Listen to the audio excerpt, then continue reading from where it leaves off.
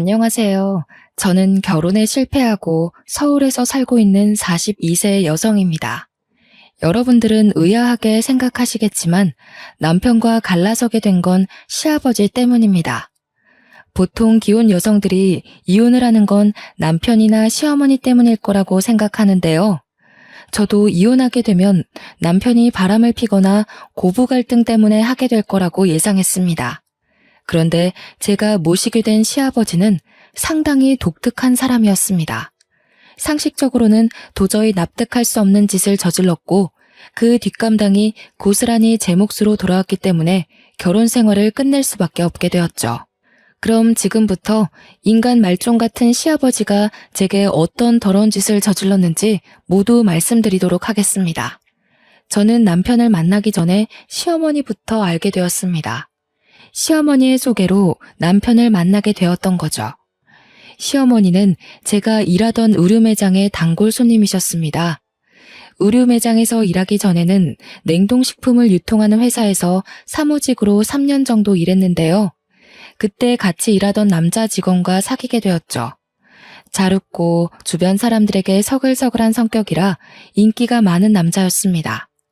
다른 여직원들처럼 남몰래 호감을 가지고 있었는데 같은 프로젝트를 맡게 되면서 사이가 가까워졌습니다. 그 프로젝트가 끝날 무렵 사귀게 되었지만 저는 뼈저리게 후회하고 말았습니다. 연애를 시작하고 몇 달 지나지 않아서 병적으로 저를 의심하더라고요. 정말 의처증이 아닌가 싶을 정도로 저에게 집착했습니다. 전에는 그렇지 않았는데 제가 다른 남자 직원들과 웃으면서 대화만 해도 얼굴 표정이 확 달라졌죠. 어느 날은 갑자기 탕비실로 데려가서 직원들 몰래 협박을 하기도 하였습니다. 다연아, 아까는 왜 그렇게 웃었어? 앞으로 나 말고 다른 남자한테는 눈길도 주지 말고 말도 섞지 마. 아니, 말도 섞지 말라고? 그럼 어떻게 일하라는 거야? 요즘 따라 왜 그래? 집착이 점점 심해지는 것 같아. 나한테 뭐 서운한 거 있어? 도대체 뭐 때문에 그러는 거야? 이유가 있어야 해? 일부러 이러는 거야? 네가 나 보라고 자꾸 딴 남자한테 찝쩍대잖아. 찝쩍? 참, 어이가 없어서. 내가 너한테 의심받을 짓 한 적 있어? 우리 이러지 말고 퇴근하고 이야기하자. 지금 직원들 다 듣겠어. 왜? 지금 이야기해. 나 몰래 다른 놈 만나고 있기라도 해? 그런 거 아니라니까. 나중에 이야기하자니까 왜 그래? 나는 내 여자가 다른 놈이랑 히덕거리는 꼴은 절대 못 보니까 지금 고백하라고. 박주철 그놈이 꼬신 거지? 너 그놈이랑 제일 친하잖아. 제가 화가 나서 탕비실을 나가버리니까 그 자식도 멈추더군요. 그 뒤로 헤어지자고 문자로 통보하고 모르는 척 인사도 받아주지 않았습니다. 그런데 저희 집까지 찾아와서 무릎 꿇고 빌면서 정신과를 다니고 있다. 오래전부터 마음이 아팠다. 어쩌고 저쩌고 핑계를 댔습니다. 그 당시에는 그 자식이 불쌍해 보여서 다시 받아주었는데요. 그때 받아주지 말았어야 했습니다. 다시 사귀니까 집착이 날이 갈수록 심해지더라고요. 자기와 같이 있지 않으면 제가 어디서 뭘 하는지 1시간 단위로 보고해야 했고 전화 통화를 하다가도 주위에서 남자 목소리가 들리면 제가 다른 남자와 연애를 하는 건 아닌지 의심했어요. 심지어 그런 집착 때문에 헤어지자고 하면 제게 폭력까지 썼습니다. 한 번은 제가 헤어지자고 전화로 통보하고 연락처를 싹 다 차단했습니다. 그리고 친구들과 모임 자리를 가졌는데 친구들과 술을 먹고 있는 치킨집까지 찾아왔습니다. 나중에 알고 보니 제 핸드폰에 몰래 위치 추적 어플을 깐 것이었습니다.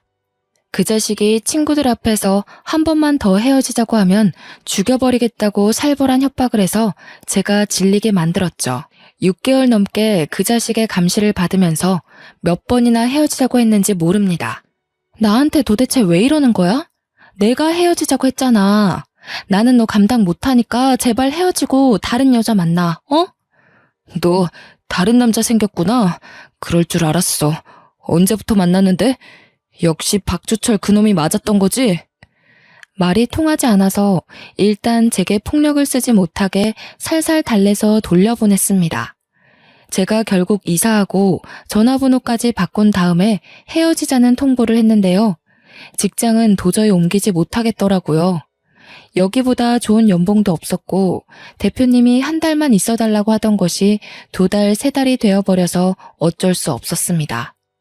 제가 대표님께 그만둬야 한다고 몇 번이나 닥달하던 동안 전 남친이란 작자는 회사에 이상한 소문을 퍼뜨려서 저를 아주 곤란하게 만들었습니다.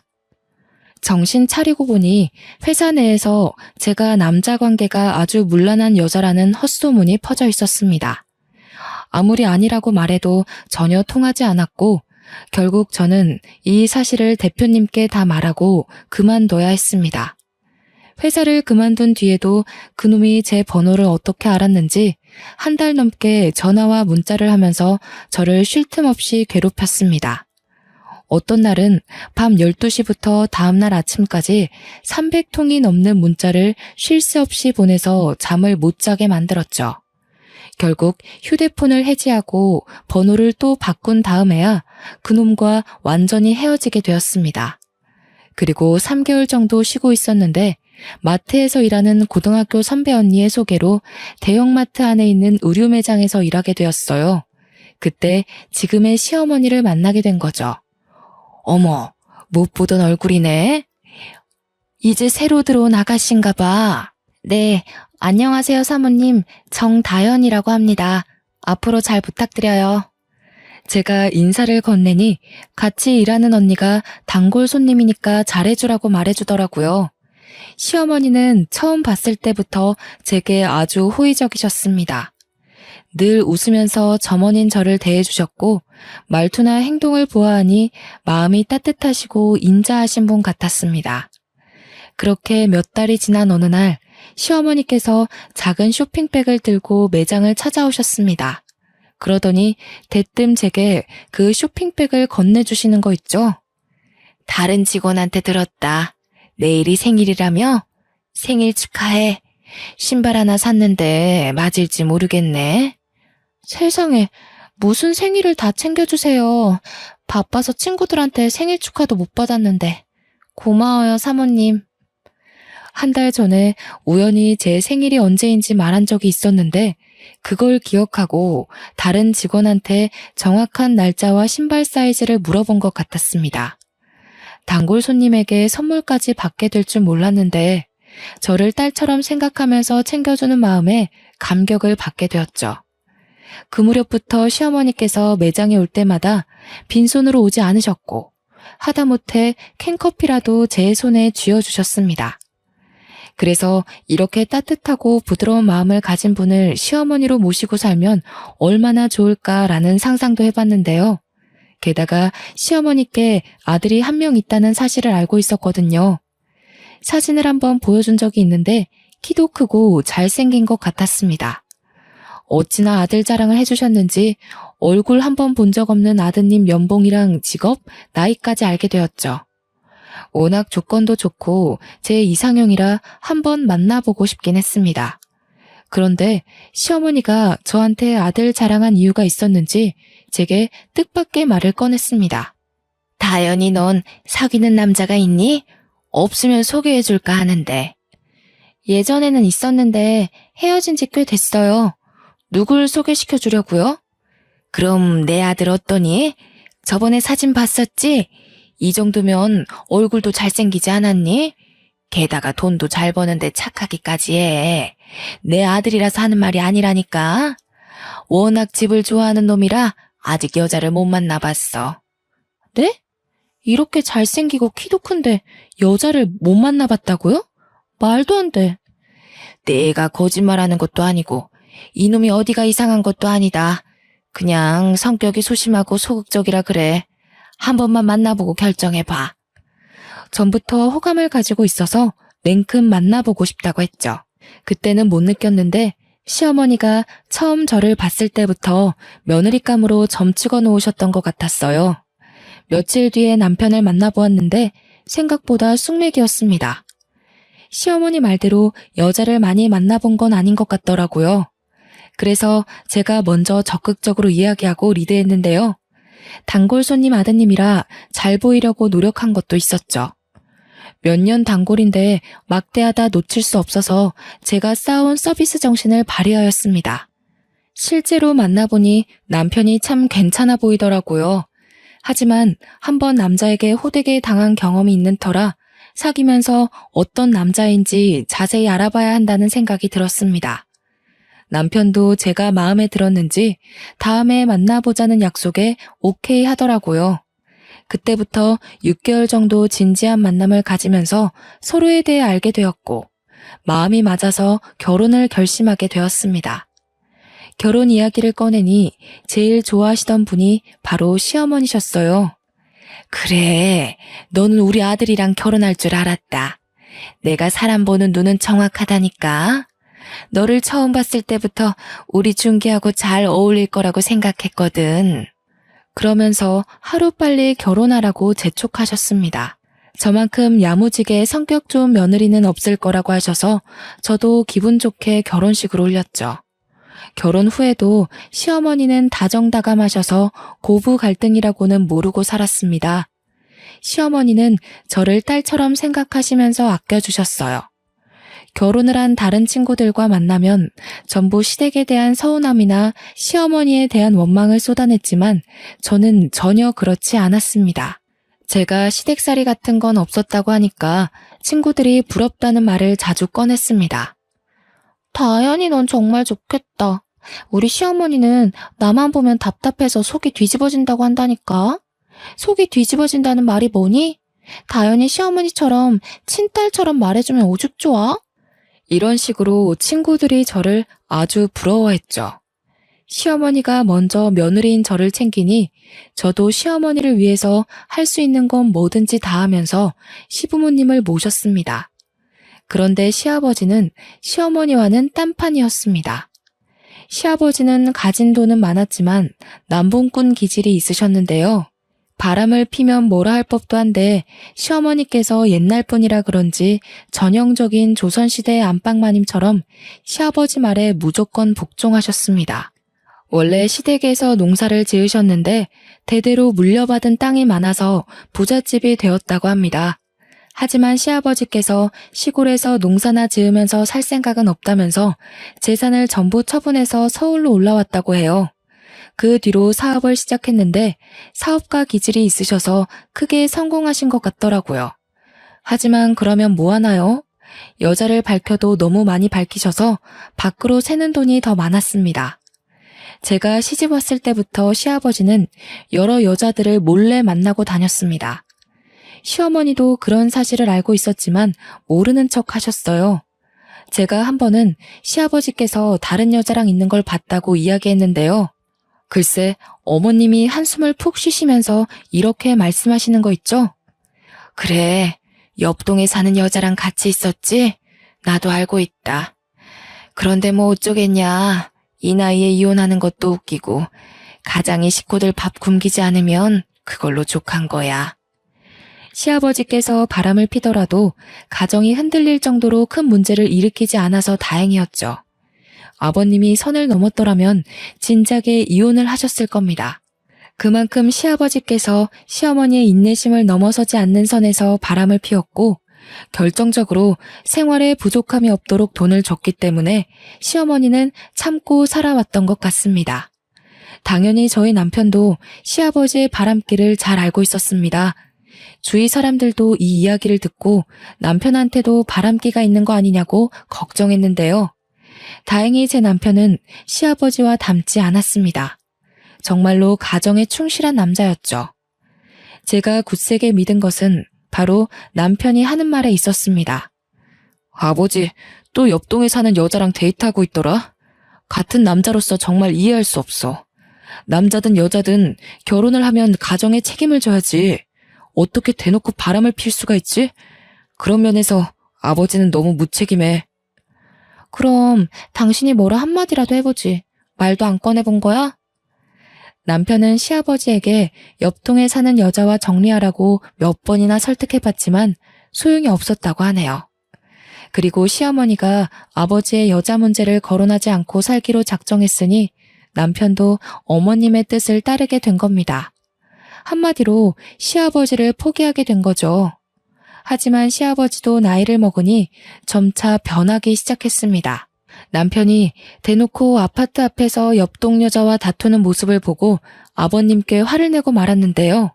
아버지, 동네 창피하게 대놓고 바람을 피세요.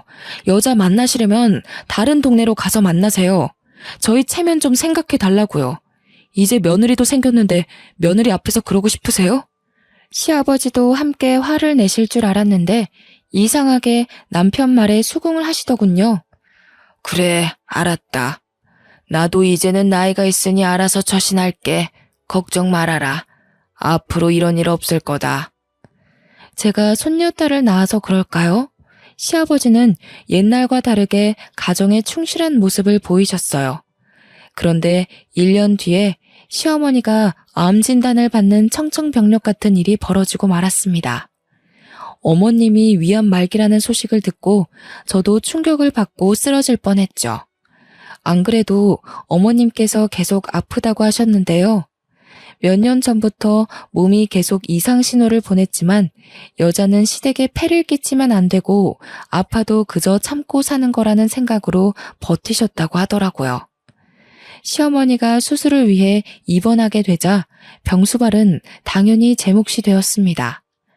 수술을 하기 전날 밤까지 시어머니를 모시면서 긴장을 풀어드렸죠.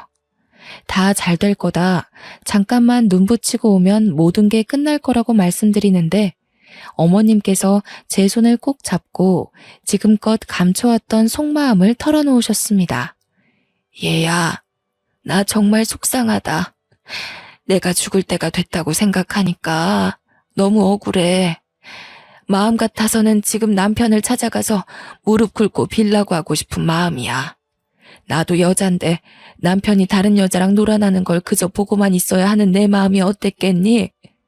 말은 안 했지만 정말 죽지 못해 지금껏 살았어. 어머님이 말씀하시면서 눈물을 흘리는데 마음이 찡해졌습니다. 겉으로는 남자가 사회생활 하다 보면 그럴 수 있다고 말하셨지만 속으로는 피눈물을 쏟으신 것이었습니다. 어쩜 아버님은 와이프 속도 모르고 다른 여자를 만나왔던 걸까요? 시아버지는 시어머니 마음이 타들어간지도 모르고 바보 같은 마누라 만나서 마음대로 놀아나도 된다고 생각했던 것 같아요. 시어머니는 그날 밤 내내 정말 이혼하고 싶었지만 그때마다 어린아들이 발목을 잡았다고 생각하셨어요. 그렇게 잠도 안 주무시고 수십 년간 가슴속에 쌓아뒀던 응어리들을 제게 풀고 수술실로 들어가셨는데요.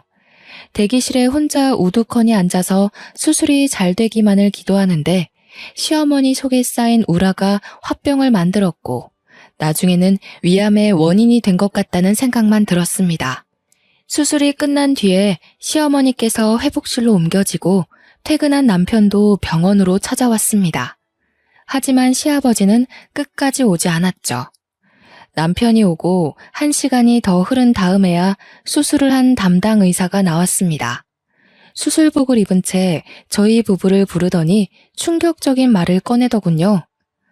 생각보다 암덩어리가 크고 다른 장기에도 전이가 되어 있어서 수술이 오래 걸렸습니다. 가장 문제가 되는 부분은 제거했지만 결과가 100% 좋다고는 말씀 못 드리겠네요. 의사는 언제든 암이 재발할 수 있으니 상당 기간 입원하면서 경과를 지켜보자고 했어요. 의식을 찾은 시어머니께는 수술이 잘 되었다고 말씀드렸습니다. 몇 달만 입원해서 항암 치료만 받으면 완치될 거라고 했죠. 하지만 시어머니는 제 말을 믿지 않는 건지 힘없이 고개를 끄덕이셨습니다. 저도 왠지 모르게 어머님이 오래 못 버틸 것 같아 불안한 마음이 들었어요. 그래서 시아버지께 전화를 드렸지만 핸드폰 전원이 꺼져 있는 것 같았습니다. 너무 화가 난 나머지 남편을 병실에서 데리고 나와서 괜히 목소리를 높이기도 했죠. 아니, 아내가 암 수술을 받았는데 아버님은 어디서 뭘 하고 있길래 병원에 코피기도 비치질 않는 거야? 당신이 전화해 봤어? 내 전화만 안 받는 거래? 나도 몰라. 그냥 부르지 마. 엄마가 집에 없으니 살판 난 거겠지. 난 기대하지도 않았어. 제 생각도 그랬습니다. 시아버지는 분명히 다른 여자를 만나느라 병원에 와볼 생각도 안 하는 것 같았습니다. 이건 해도 해도 너무한다는 생각이 들었죠. 속으로 아버님 욕을 하고 있는데 며칠 후에 시아버지께서 병원을 찾아오셨습니다. 그래서 아버님을 보자마자 대뜸 호통을 치고 말았습니다. 아버님, 도대체 어디에 계셨던 거예요? 어머님 상태가 생각보다 심각하다고요. 이럴 때일수록 아버님이 곁에 있어 주셔야 하는 거 아니에요?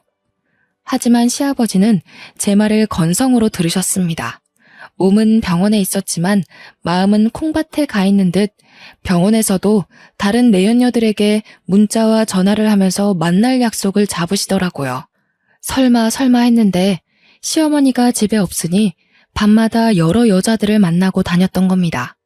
그것 때문에 저와 남편은 시아버지와 싸우게 되었죠. 아버지, 우리가 하는 말 듣고 있긴 한 거야? 여자가 그렇게 좋아? 그렇게 좋으면 병문안 오지 말고 그 여자랑 있지 그랬어. 엄마가 죽을지도 모르는데 지금 뭐 하는 짓이야? 뭐? 이 자식이 어쩌고 저쩌? 어디 애비한테 눈을 부라리고 훈계를 하려고 들어?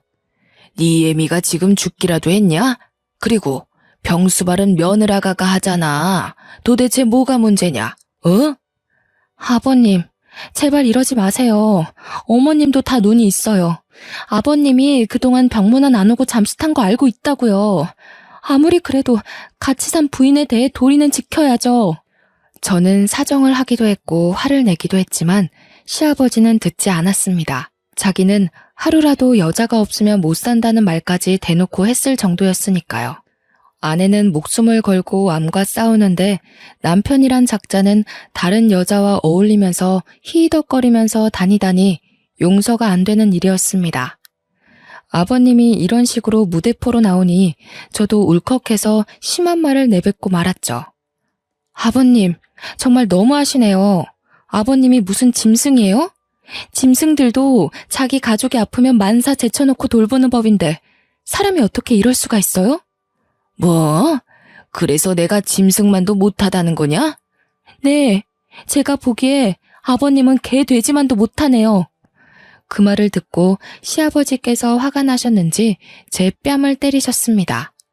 저는 아픈 것보다 억울해서 눈물을 흘렸고 그 모습을 본 남편도 뚜껑이 열려서 시아버지와 한판 붙게 되었죠. 지금 미쳤어? 애를 왜 때리는 거야? 애 엄마가 틀린 말 했어? 나도 많이 참았어. 이제부터 당신 아버지라고 부르지도 않을 거니까 당장 나가. 남편이 그렇게 화를 내는 걸 처음 보았습니다. 그 뒤로 남편이 진짜로 아버지와 의절하고 부자관계를 끊어버리겠다고 하는데도 시아버지는 하나도 아쉬울 거 없다는 듯이 태연해 보였습니다. 그래, 네 마음대로 해라. 대신에 내가 가진 재산 나눠달라는 말은 일체 꺼내지도 마. 시아버지의 말에 남편의 입이 다물어지고 말았습니다. 세상 어떤 것도 돈 앞에서는 무기력해지는 법인가 봅니다. 제가 아버님께 뭐라 할 수도 남편을 닥달해 연을 끊으라고 할 수도 없었죠. 그렇게 아버님과 정리되는 거 없이 시어머니의 기약 없는 치료는 계속 이어졌습니다. 어머님을 위해 시작한 병원살이가 한 달 정도 지났을 때였습니다. 집에 잠깐 들렸는데 충격적인 장면을 목격하게 되었죠. 문을 열고 들어가자 안방에서 시아버지의 웃음소리가 들려서 들어가 보니 시아버지 혼자만 있는 것이 아니었습니다. 집 근처에서 보았던 옆동 사는 여자가 아버님과 함께 침대에 누워있더라고요. 자기야, 마누라 죽으면 나랑 재혼할 거라는 말 믿어도 되는 거지? 그럼 내가 의사한테 물어봤어. 살 날 얼마 안 남았다고 하더라고. 조금만 더 기다려. 제가 들어온 줄도 모르고 아버님과 내연녀 둘이서 별의별 이야기를 다 하고 있었습니다. 딱 봐도 아버님께서 집에 내연녀를 자주 데리고 온 것 같더군요. 어쩐지 시아버지께서 의사를 만나 시어머니 상태를 물어보더라고요. 드디어 걱정이라는 걸 하나 싶었는데 본처가 빨리 나아서 태어나기를 바라는 게 아니라 어서 죽기만을 학수고대하던 거였습니다. 내연녀와 재혼해서 새살림을 차릴 거라는 말을 듣고 있는데 정말로 헛웃음이 절로 나왔습니다. 제 웃음소리를 듣고 시아버지와 내연녀가 얼른 몸을 일으켰는데요. 내연녀는 30 초반 정도로 보이는 새파랗게 젊은 여자였습니다. 저보다 나이가 어려 보였죠. 내연녀는 저를 보자마자 놀라서 호들갑을 떠는데 시아버지는 놀라지도 않았습니다. 그래서 제가 가방을 집어던지면서 버럭 소리를 질러버렸습니다. 아버님, 정말 너무하시네요. 어머님 집에서 뭐 어쩌고 저째요? 지금 저 여자랑 재혼할 생각할 때가 아니잖아요. 바람 피시더라도 도리는 지키시라고요. 아유, 뭔 놈의 기집애가 이렇게 목소리가 커? 며느리가 낄 일 아니다. 내가 뭐라든 네가 상관할 바가 아니라고. 시아버지도 저 따라 고함치시더니 내연녀를 데리고 집에서 나가버렸습니다. 내연녀가 나갈 때 뒤돌아보면서 가소롭다는 듯이 비웃던 거 생각하면 정말 오장육부가 다 뒤집힐 것 같네요. 그리고 3개월 뒤에 시어머니께서 세상을 뜨시고 마셨습니다. 한번 전이가 시작된 암덩어리들이 손 쓸 수 없이 퍼지고 만 것이었습니다. 저는 장례식이 끝난 후에도 어머님이 생각나 몰래 눈물을 흘리는데 시아버지는 파렴치한 짓을 저지르셨습니다. 시어머니 장례식을 치른 지 얼마나 됐다고 저보다 어린 내연녀를 집으로 데리고 와서 당장 재혼을 하겠다고 선언한 겁니다. 저는 어이가 없어서 넋이 나가버렸고 남편은 말도 안 되는 소리 하지 말라고 경악을 했죠. 아버지, 진짜 머리가 어떻게 된 거 아냐? 엄마 장례를 치른 지 딱 이틀 지났단 말이야. 아무리 저 불려우 같은 여자한테 홀렸다고 해도 이럴 수는 없어. 재혼 절대 안 돼. 난 죽어도 반대할 거니까 저 여자 당장 내보내. 내가 너한테 허락받자고 하는 말 아니다. 니들은 앞으로 새엄마한테 예의 바르게 굴어야 한다는 소리야. 너희들보다 어리다고 무시하고 함부로 대했다가는 가만두지 않을 테니까 알아서 해. 저는 정말 설마 했습니다. 내연녀가 무슨 낯짝으로 우리 집안에 들어올까 싶었는데 정말로 들어오더군요. 하루아침에 시어머니 자리를 꿰차더니 저희 집 안방을 차지해버렸습니다. 32살에 제 막내 동생 뻘밖에 안 되는 나이였는데 도대체 그런 짓은 어디서 배웠는지 상전처럼 굴면서 시집살이를 시켰습니다. 반말은 기본이었고 음식 투정에 자기는 숟가락 하나 까딱하지 않으면서 집안 살림이 엉망이라고 트집을 잡았는데요. 야, 국이 왜 이렇게 짜? 살림하는 여자가 간도 제대로 못 맞추면 어쩌자는 거야? 당장 다시 끓여와. 처음에는 제 길을 꺾고 시어머니 대접을 받으려고 사사건건 트집을 잡는 것 같았습니다. 하지만 저도 그냥 당하고 있을 수는 없는 노릇이었죠. 몸종 취급하지 마. 내가 만든 음식이 입에 안 맞으면 네가 직접 해먹어. 아니면 주면 주는 대로 군말 없이 받아 먹어야지. 뭐? 이게 시어머니한테 무슨 말버릇이야? 너 다시 말해봐. 지금 뭐라 했어? 눈을 부릅뜨고 노려보면서 앙칼진 목소리로 소리치는데 정말 가소롭더군요. 자기 말에 고분고분 따르지 않으면 시아버지한테 전부 일러바치겠다고 협박까지 했어요. 내연녀가 집에 들어와서 막 나가는데 얌전히 있을 수 없죠. 여기서 꼬리를 내리고 저 여자한테 밀려서 꼼짝없이 시집살이를 해야 한다는 생각에 이를 꽉 물었습니다. 아버님한테 일러 바치든 말든 마음대로 해. 하지만 나한테서 시어머니 대접 받을 생각은 아예 포기하는 게 좋을 거야. 내연녀가 시아버지한테 눈물까지 흘리면서 사람 취급도 못 받고 무시당한다고 하소연하는 것 같더라고요. 시아버지가 저를 부르길래 저도 남편을 불렀습니다. 당연히 남편은 제 편을 들어줄 거라고 예상했는데 남편의 태도가 이상했어요. 여보, 이제 그만해. 어머니도 돌아가셨는데 계속 이럴 필요는 없잖아. 아버지도 새 출발해야지. 이왕 이렇게 된 거 우리가 그냥 참고 받아주자. 내연녀를 불려우 같은 년이라고 욕할 때는 언제고 갑자기 변한 남편이 내연녀를 새엄마로 받아주겠다는 것이었습니다. 이제 시댁에서는 저 혼자 시아버지의 내연녀와 맞서게 된 거예요. 혼자서 내연녀를 배척하고 아버님과 말싸움을 하고 있으니 외톨이가 된 기분이 들었습니다.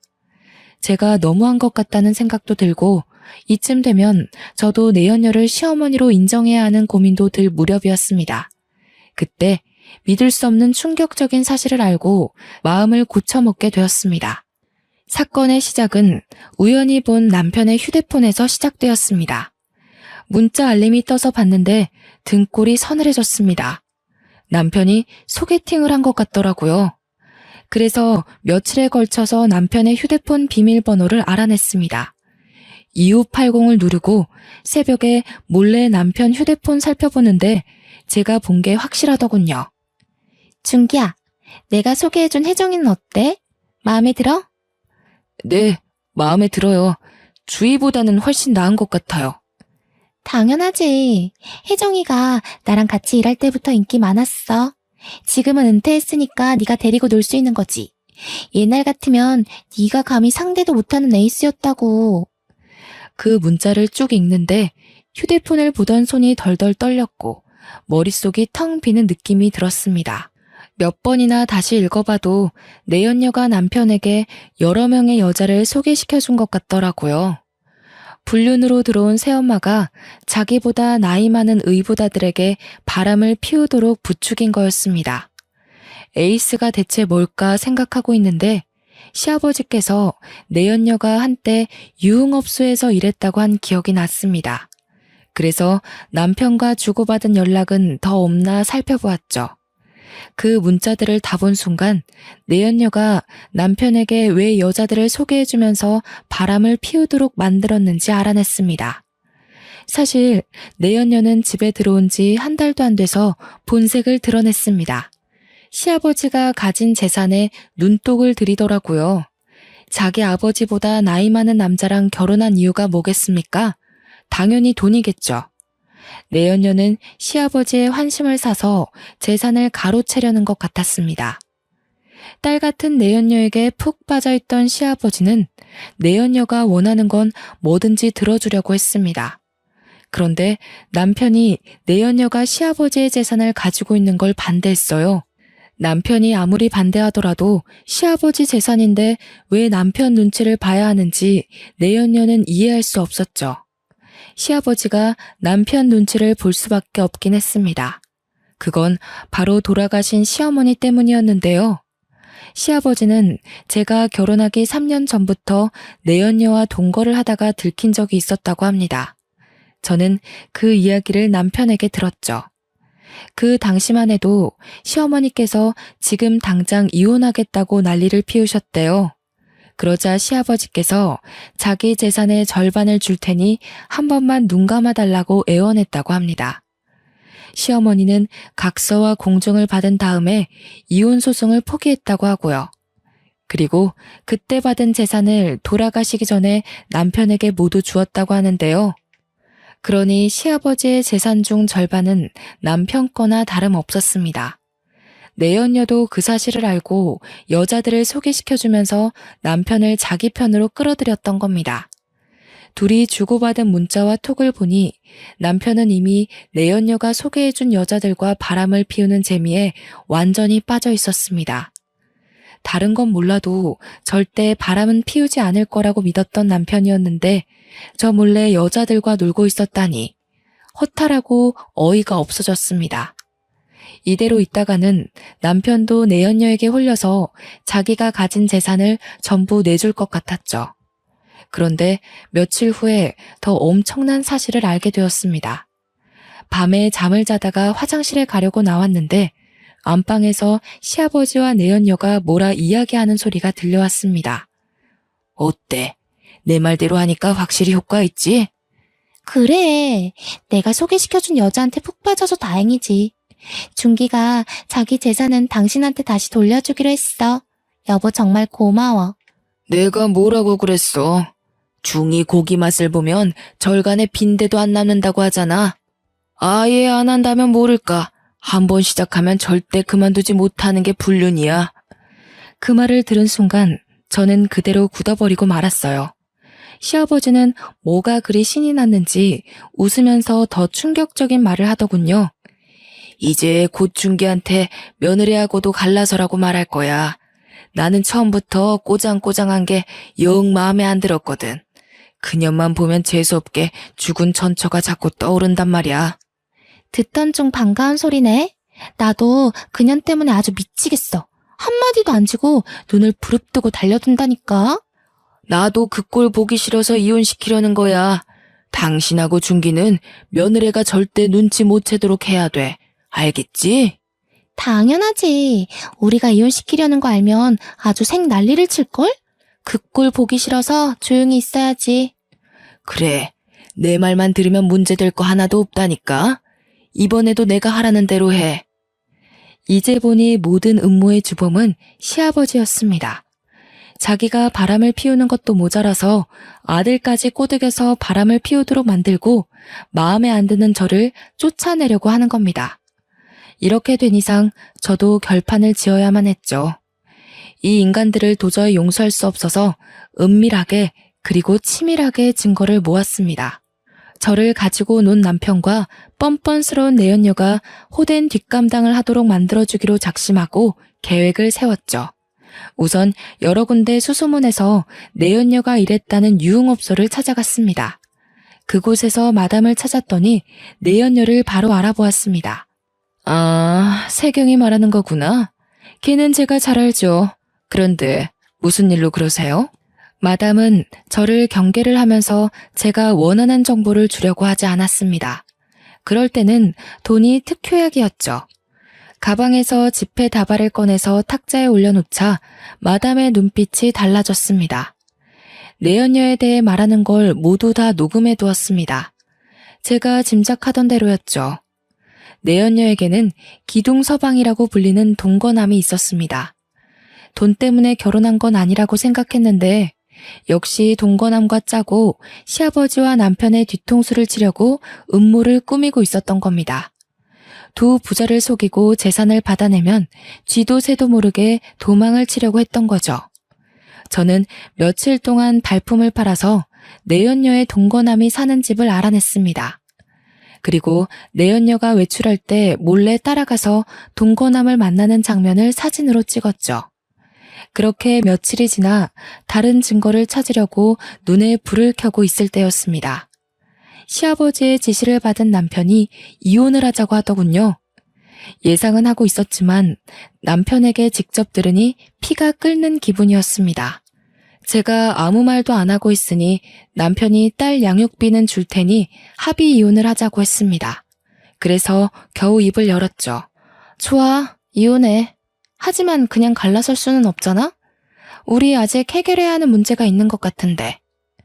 저는 미리 준비해둔 이혼 소송장과 남편이 여자들과 주고받은 문자들을 보여주었습니다. 남편은 제가 준비해둔 걸 보고 아무 말도 못하고 고개를 숙이더라고요. 저는 바로 시아버지한테 가서 내연녀가 동거남을 두고 재산을 챙겨서 달아날 궁리를 하고 있다고 말하면서 증거들을 보여주었습니다. 당연히 내연녀가 옆에 있을 때 말해버렸죠. 제가 모아둔 증거들을 보고 내연녀 얼굴이 새파랗게 질려버렸는데요. 시아버지는 화가 나서 그런 내연녀 뺨을 때리고 머리채를 잡은 채 경찰서로 끌고 갔습니다. 내연녀가 끝까지 오해라고 하면서 변명을 해댔지만 경찰이 조사를 시작하니까 바로 입을 다물었습니다. 결국 그 내연녀는 혼인빙자 사기죄와 문서 위조죄로 구속되고 말았네요. 시아버지께서 내연녀가 구속됐다는 소식을 전해주면서 친히 감사 인사까지 건네주었습니다. 얘야, 고맙구나. 네 덕분에 내 재산을 지키게 되었어. 시아버지가 제 손을 잡고 활짝 웃길래 저도 따라 웃으면서 말씀드렸습니다. 뭘요? 이제 아버님 재산은 제 거니까 지켜야죠. 저한테 재산 전부 주셔야 하는 거 알고 있죠? 뭐? 내 재산을 너한테 전부 다 줘야 한다고? 갑자기 왜? 시아버지는 대번에 얼굴이 굳히면서 물어보시더라고요. 제가 남편과 이혼하게 되면서 당연히 남편에게서 재산을 나눠받았는데요. 가정 파탄의 원인은 남편의 불륜이었지만 그 원인을 제공한 사람은 시아버지라는 증거를 법정에 제출해서 시아버지에게도 위자료를 청구했거든요. 그 말을 듣고 아버님께서 웃기지 말라고 하면서 법대로 하자고 하시더라고요. 바람은 아들이 피웠는데 왜 자기가 위자료를 주냐고 난리를 피우길래 제가 고소하라고 했습니다. 하지만 법정에서는 제 손을 들어주었죠. 시아버지는 독한 년이라고 법정이 떠나가도록 소리를 질러댔지만 아버님 말대로 법대로 한 거였습니다. 그래서 바람둥이 시아버지와 철없이 덩달아 바람을 피우던 전 남편이 가지고 있던 재산은 고스란히 제 차지가 되었습니다. 나중에 시아버지가 찾아와 위자료 액수를 줄여달라고 비굴하게 애원했지만 들어주지 않았습니다. 돌아가신 시어머니에게 저지른 짓을 생각하면 시아버지가 사람으로 보이지 않았거든요. 저는 다시는 찾아오지 말라고 확실하게 못을 받고 쫓아내버렸네요. 여러분들은 한 번뿐인 인생을 제 시아버지처럼 지저분하게 살지 않길 바랍니다. 저처럼 이런 일은 겪지 마시길 바라면서 이만 긴 글 줄여보도록 하겠습니다. 제 사연 끝까지 읽어주셔서 감사합니다.